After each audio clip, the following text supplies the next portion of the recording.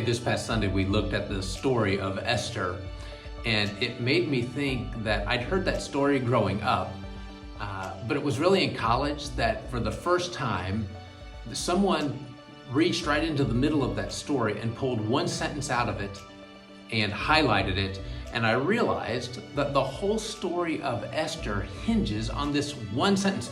There's a lot going on. It's kind of like a soap opera in the Bible, right? When you read it and all the plots and subplots and but there's one sentence that really the whole story turns on, and so it happens in chapter 4.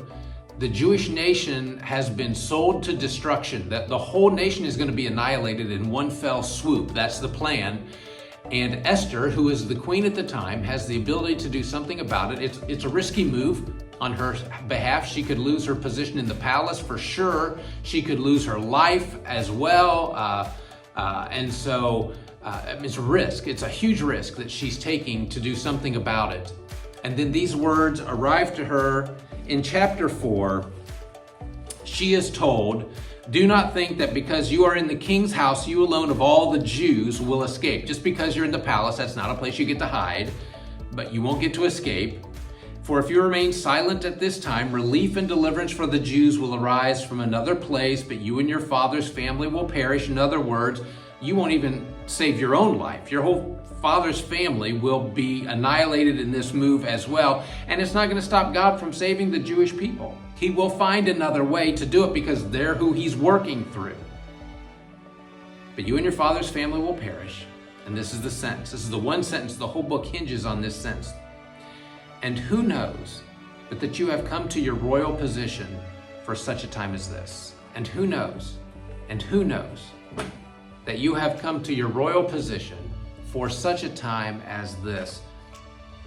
And when I think of that sentence, I have always thought in terms of grand scheme, big picture, large decision, affect a nation, affect a whole people, the Jewish nation, affect a whole country, affect thousands of people at one time, that type of decision.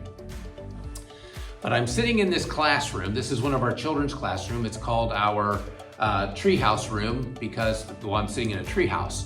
And we wanted our classrooms to be fun for the children to be in. And so this one is designed with a treehouse in it. And I'm sitting here because what if that sentence doesn't apply just to big situations? What if it applies to little situations, or at least they seem little at the time? Because it's made me think about all of the people who have poured into my life that have gotten me to where I am in my faith and as a person. And so one year, this is an old prayer journal that I've got. It's from probably a decade ago. And I had been reading in Hebrews and was reminded of the great cloud of witnesses that surround us. And I was thinking about all the people who had poured into my lives, men and women, throughout my 59 years. And I wrote some of their names down. Now, obviously, you don't remember everybody, and I add to the list from time to time. But I just wanted to share the names of some of the women who have changed my world. I'm just going to read their names to you. Hazel Barrage, Frida Walker, Freda Sanders, Wanda Payton, Harriet Dice, Darlene Jones, Ruth Smith, Beth Clark, Reba Calloway, Terry Smelser, Linda Barrage, Chris Barrage, Marie Hazlett, Ruth Ann Murphy, Carol Sims, Penny Sims, Lorraine Covington, Mrs. Morgan, Alice Hutchinson, Pat Snyder, Marty Heisel. Here in Miamisburg, I thought of Barb Preston and the influence she's had, Loretta Blackwell, both who have passed away. I think of family members like my sister-in-law Annette. I think of my family in Indiana, Laura and Deb and Cheryl and Donna and Tiffy and Candy and Janice. I think of my mother-in-law, Velma. I've told you about the influence my mom and Granny had on my life. The greatest influence when I was young and got me pointed in the direction of who Jesus is and who he's calling us to be.